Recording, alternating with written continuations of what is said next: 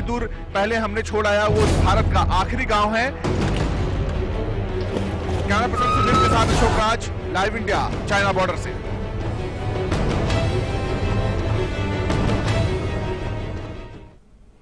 स्वागत है आपका इस खास पेशकश में। मैं निशांत प्रतिहस्त हूं। पूरा देश आजादी के जश्न में डूबा हुआ है। 15 अगस्त साल 1947 को देश को अंग्रेजों से छुटकारा मिला, लेकिन आजादी के इस मौके पर लाइव इंडिया आपको मिलवाने जा रहा है आजादी के उन रखवालों से जिनकी वजह से हम और आप आज अपने घर में सुरक्षित और महफूज हैं। जश्न आजादी के इस मौके पर लाइव इंडिया के रिपोर्टर अशोक राज भारत चीन सीमा के पास पहुंचे। यहां हर दिन 24 घंटे तैनात रहते हैं आईटीबीपी के जवान। आजादी के इन रखवालों से हम आपको भी मिला रहे हैं, तो देखते रहिए हमारी यह खास पेशकश।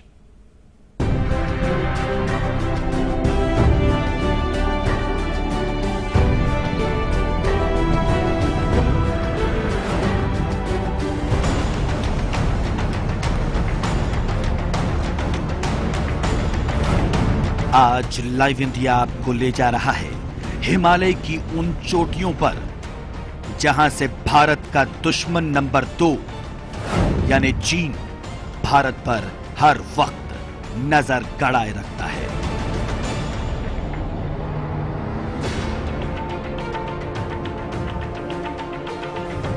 टेढ़े मेढ़े रास्तों और ऊबड़ खाबड़ सड़कों को पार करते हुए लाइव इंडिया पहुंच गया समुद्र तल से 11,000 फीट की ऊंचाई पर। जगह है सराहन पोस्ट, समुद्र तल से 11,000 फीट की ऊंचाई। भारत चीन की सीमा से लगा सरहद का ये वो इलाका है जिसकी सुरक्षा में आईटीबीपी यानी इंडो तिब्बत बॉर्डर पुलिस बल के जवान हर वक्त सीमा पर निगरानी रखते हैं। सर्दियों के वक्त इस जगह का तापमान 0 से 12 डिग्री नीचे पहुंच जाता है और हार्ट कपा देने वाली इस ठंड में आईटीबीपी के जवान देश की सुरक्षा में हर वक्त तैनात रहते हैं।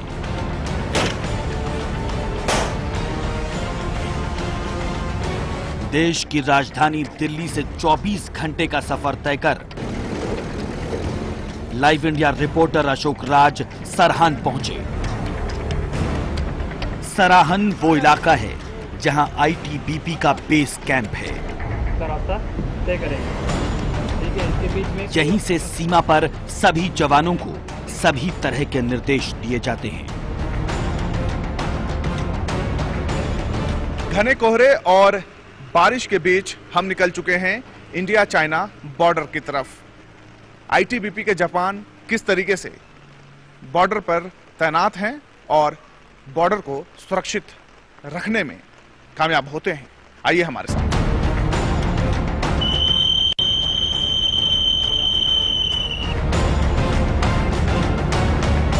हमारा मकसद आपको आईटीबीपी के जवानों के उस जज्बे से रूबरू कराना है जिस जज्बे को लेकर इन दुर्गम परिस्थितियों के बीच भी आईटीबीपी के ये जवान भारत माता की रक्षा के लिए हमेशा तैनात रहते हैं।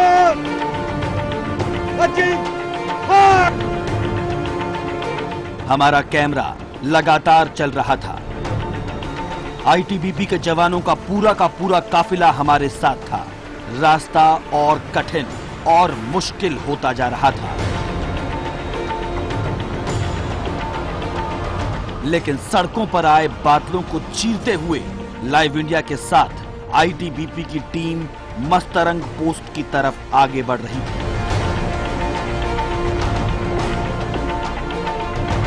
करीब 5 घंटों का सफर तय करने के बाद live India reporter Ashok Raj पहुंचे मस्तरंग पोस्ट पर।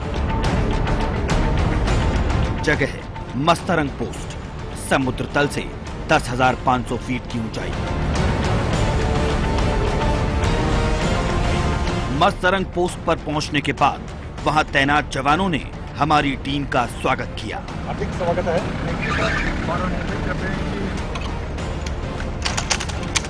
15 अगस्त के मौके पर आईटीबीपी के जवान किस तरह दुश्मनों को मुंहतोड़ जवाब देने के लिए तैयार हैं, इसकी एक तस्वीर हमको मस्तरंग पोस्ट पर देखने को मिली।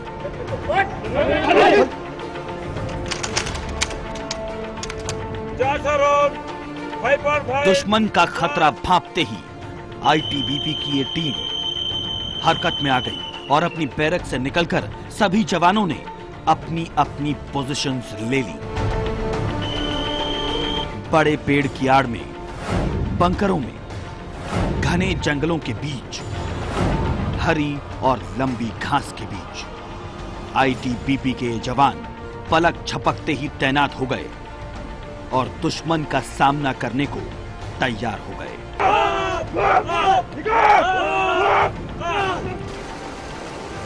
शौर्य, दृढ़ता और कर्मनिष्ठा के उद्देश्य से देश की रक्षा करने वाले इन जवानों के पराक्रम के कई किस्से हैं, कई कहानियां हैं, बताएंगे आपको। अशोक राज, लाइव इंडिया, भारत चीन सीमा।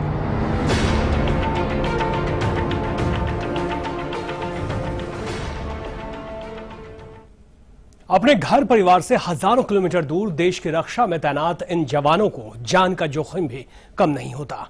जरा सोचिए, इतनी ऊंचाई पर जहां सांस लेने के लिए ऑक्सीजन तक की कमी होती है, मौसम अक्सर खराब हो जाता है और बरसात के इस मौसम में पहाड़ टूटकर गिरना जहां आम बात हो। ऐसी दुर्गम परिस्थितियों में भी आईटीबीपी के ये जवान हमेशा डटे रहते हैं।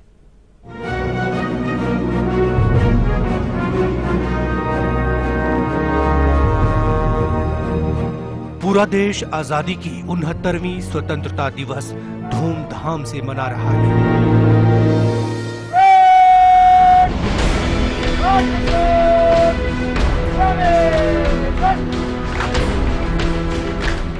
लेकिन 18,000 फीट की ऊंचाई पर सरहद के रखवालों का सच हम आपको कैसे सरहद पर जवान भारत चीन बॉर्डर पर तैनात हैं, किन मुश्किलों में जीते हैं वो। अपने सफर की शुरुआत सराहन से की थी, लेकिन हमारा मकसद पहाड़ की उन चोटियों पर पहुंचना था जहां दुर्गम परिस्थितियों में भी ये जवान देश की रक्षा कर रहे हैं।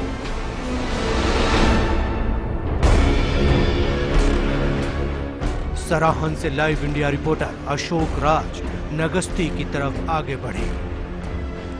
रास्ता और ज्यादा कठिन होता जा रहा था, लेकिन जवानों की तरह हमारे भी हौसले बुलंद थे। रास्ते में कई मुश्किलें आई, लेकिन हमारा काफिला आगे बढ़ता गया।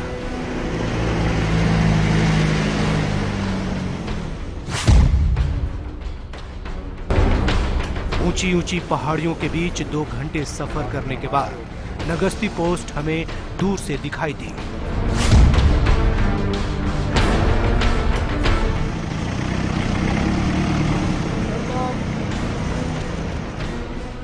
हम नगस्ती पोस्ट पर पहुंचे तो यहां हर बार की तरह जवान झंडे को सलामी दे रहे थे।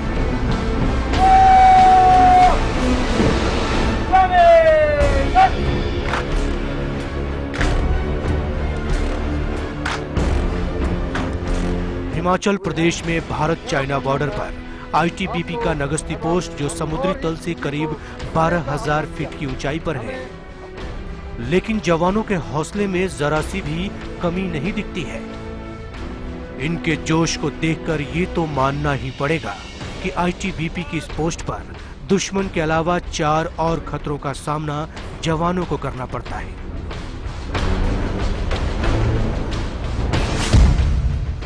पहला खतरा, ऑक्सीजन की भारी कमी। दूसरा खतरा, सर्दियों में खून जमा देने वाली ठंड। तीसरा खतरा, बारिश के मौसम में पहाड़ टूटकर गिरना। चौथा खतरा, बादलों का फटना। खतरों के इस चक्रव्यूह के बीच भी जवान अपने फर्ज को निभाते हुए इस पोस्ट पर डटे रहते हैं। सबसे ज्यादा खतरा आप लोगों को किस समय महसूस होता है या कब लगता है आप लोग? एक्चुअली जब हम ये बॉर्डर पोस्ट पे हैं तो जब हम पेट्रोलिंग करते हैं तो यहाँ पे क्लाइमेट हमारे अनुकूल नहीं है। इतनी ठंड, माइनस टेम्परेचर 10 में भी हम लोग रहते हैं और जहाँ तक चलने का जो रास्ता होता है बहुत ही दुर्गम है। 12,000 फीट की ऊंचाई और भारत चीन बॉर्डर पर बनी नगस्ती पोस्ट। चारों तरफ ऊंचे ऊंचे पहाड़ और दूर दूर तक इंसान का नामो निशान नहीं। ऐसी हालत में अगर कभी दुश्मन की तरफ से हमला हो जाए तो आईटीबीपी के यही जवान दुश्मन का कैसे सामना करेंगे? जवानों ने लाइव इंडिया को इसका अभ्यास करके दिखाया।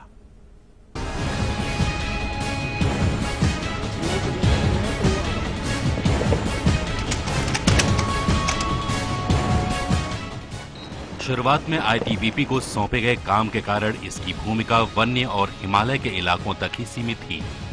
जवानों को दिए जाने वाले प्रशिक्षण के कारण सीमा पार से होने वाली विरोधी गतिविधियों से निपटना इतना मुश्किल नहीं था, लेकिन ऐसे दुर्गम इलाकों में खुद के अस्तित्व को बनाए रखना सबसे ज्यादा चुनौतीपूर्ण है।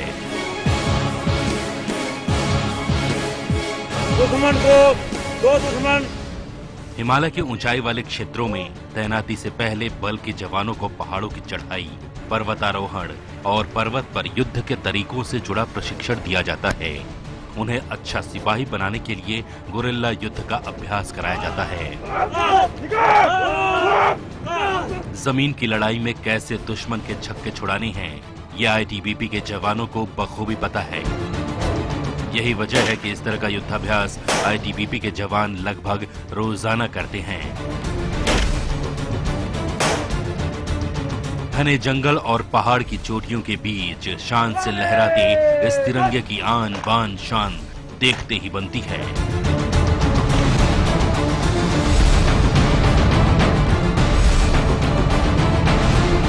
और इस इलाके में तिरंगे की जिम्मेदारी अगर किसी की है तो वो है आईटीबीपी की। आईटीबीपी के जवानों को गुरिल्ला युद्ध में महारत हासिल होती है।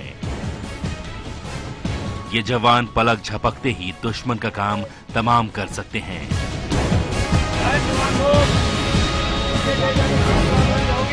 ये आईटीबीपी के जवान बिल्कुल अब तैयार हैं इंडो चाइना बॉर्डर पर गश्त लगाने के लिए। ये पेट्रोलिंग की टीम है। आप देख सकते हैं सभी सामानों से लैश, यानी कि जब ये चाइना बॉर्डर की तरफ जाते हैं तो रास्ते में न सिर्फ पहाड़ बल्कि नदियां, नाले और बर्फ से भी इनको सामना करना पड़ता है। और इनके हाथ में जो भी चीज मौजूद है वो प्राकृतिक से लड़ने के लिए काफी है और ये खतरों के खिलाड़ी हैं। ड्यूटी के हिसाब से आईटीबीपी के जवान रोज पेट्रोलिंग करते हैं, जिस कारण हम और आप अपने घरों में चैन की नींद सो पाते हैं। जब हम पेट्रोलिंग करते हैं तो यहाँ पे क्लाइमेट हमारे अनुकूल नहीं है। इतनी ठंड, माइनस टेम्परेचर 10 में भी हम लोग रहते हैं और जहाँ तक चलने का जो रास्ता होता है बहुत ही दुर्गम है। कई जगह ऐसे हैं कि हमें बहुत फ्लो वाले नदी को पार करना पड़ता है और सकरे रास्ते हैं जहाँ पे सिर्फ एक कदम जाया जा सकता है। वहाँ पर भी सारे साजो सामान के साथ हम बॉर्डर गश्त पे जाते हैं। सरहद पर पेट्रोलिंग के बाद अब शाम को सारे जवान एक जगह पर बैठकर खाना खाते हैं।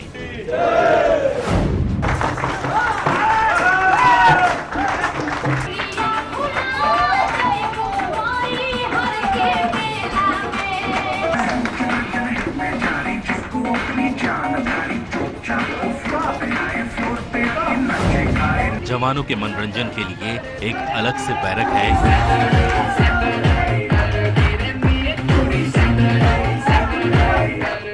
और आईटीबीपी के इन जवानों के मनोरंजन का अंदाज भी काफी खास है।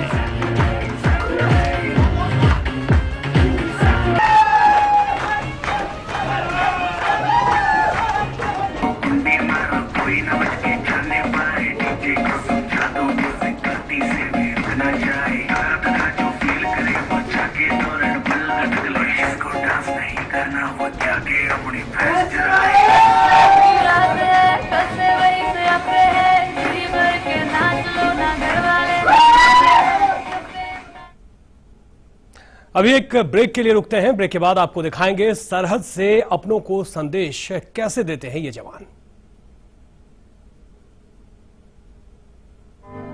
मैं लाइव इंडिया का इतना शुक्रगुजार हूँ कि मुझे यहाँ से अपनी मम्मी पापा और भाई को मैसेज देने का मौका दिया। एक संदेश और मेरी होने वाली मिसेज के लिए।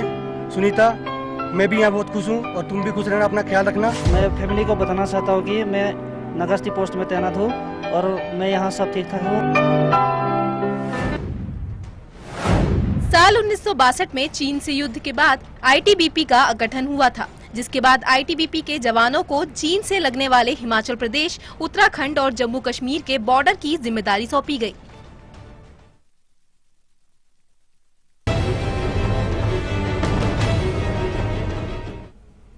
अपने घरों से दूर सरहद पर तैनात ये जवान आजादी के मौके पर अपने घर वालों से कुछ कहना चाहते हैं। क्या कहना है इन जवानों का, आपको सुनाते हैं। पापा और भाई को ये संदेश देना चाहता हूँ लाइव इंडिया के माध्यम से कि वो खुश रहे घर पे और मेरी चिंता ना करे। छोटा भाई है, वो पढ़ाई करे अच्छी तरह। और मैं लाइव इंडिया का इतना शुक्रगुजार हूँ कि मुझे यहाँ से अपनी मम्मी पापा और भाई को मैसेज देने का मौका दिया। और बाकी मैं ऐसे खुश हूँ और मैं दीपावली पे छुट्टी आऊँगा, इसलिए मेरी चिंता ना करे। मेरे मॉम डैड कोई किसी प्रकार की कोई चिंता ना करे।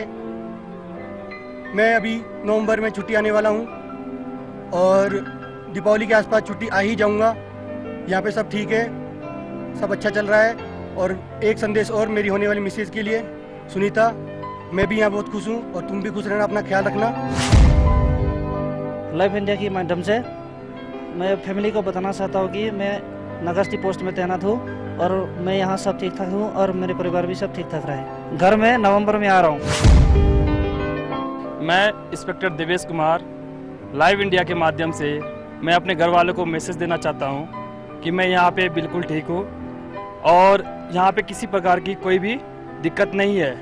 आप मेरी माँ, भाई, मेरी भाभी लोग जो भी है, मेरी चिंता ना करें। मैं यहाँ पे बिल्कुल ठीक हूँ। हमारे साथ जो भी है, मेरे दोस्त लोग हैं, जो भी है परिजन, बिल्कुल हमारी ख्याल रख रहे हैं। और यहाँ रुकेंगे एक छोटे से ब्रेक के लिए। ब्रेक के बाद आपको ले चलेंगे चीन बॉर्डर के पास भारत के आखिरी गांव में।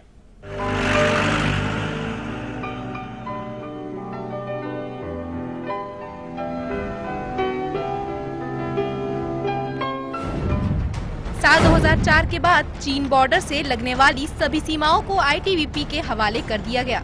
हिमाचल प्रदेश, उत्तराखंड और जम्मू कश्मीर के बाद अरुणाचल प्रदेश और सिक्किम की सीमाओं की रक्षा की जिम्मेदारी भी आईटीबीपी के हवाले कर दी गई। छितकुल हिमाचल प्रदेश में भारत चीन बॉर्डर के ठीक 70 किलोमीटर पहले भारत का आखिरी गांव है। 17,000 फीट की ऊंचाई पर ऑक्सीजन की भारी कमी, पहाड़ों के बीचों बीच बसा ये छितकुल गांव का नाम छितकुल माता के नाम से जाना जाता है। देश का आखिरी गांव छितकुल, ठीक मेरे पीछे आप देख सकते हैं।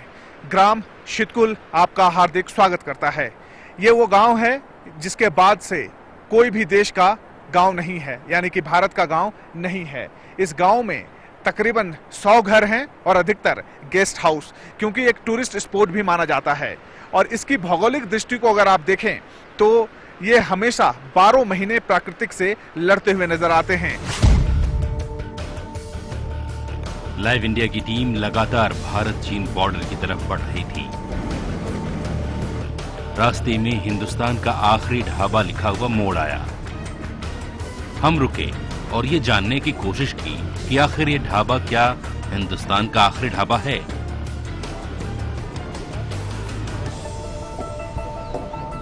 हम गांव की तरफ बढ़े। हमें रास्ते में एक स्कूल मिला जहां कुछ बच्चे पढ़ रहे थे।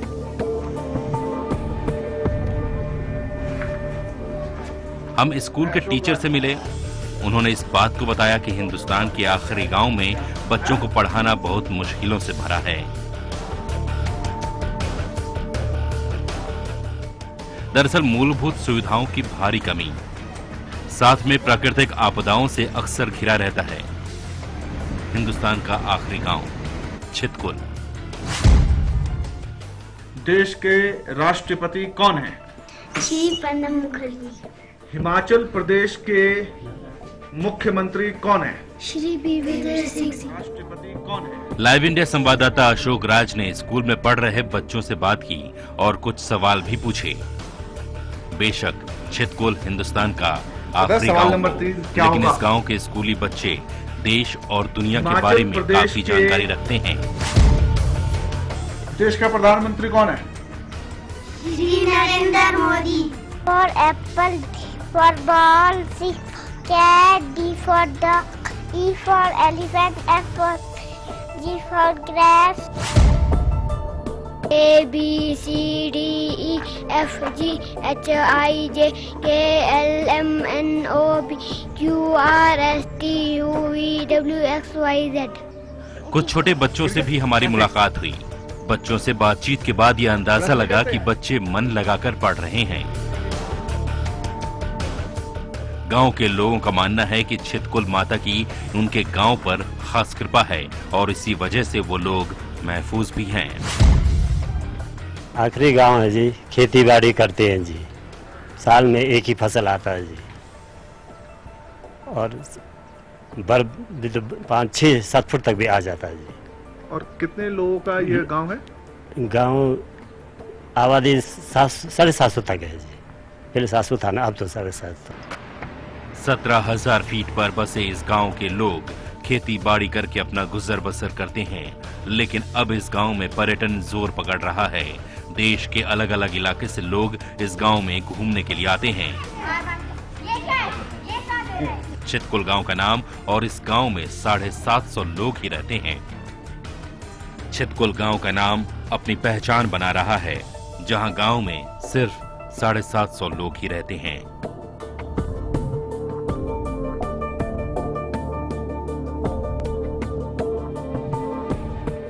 अशोक राज, लाइव इंडिया, भारत चीन बॉर्डर। छितकुल जो कि थोड़ी ही दूर पहले हमने छोड़ आया, वो भारत का आखिरी गांव है। कैमरा पर्सन सुनील के साथ Ashok Raj, live India, China border से।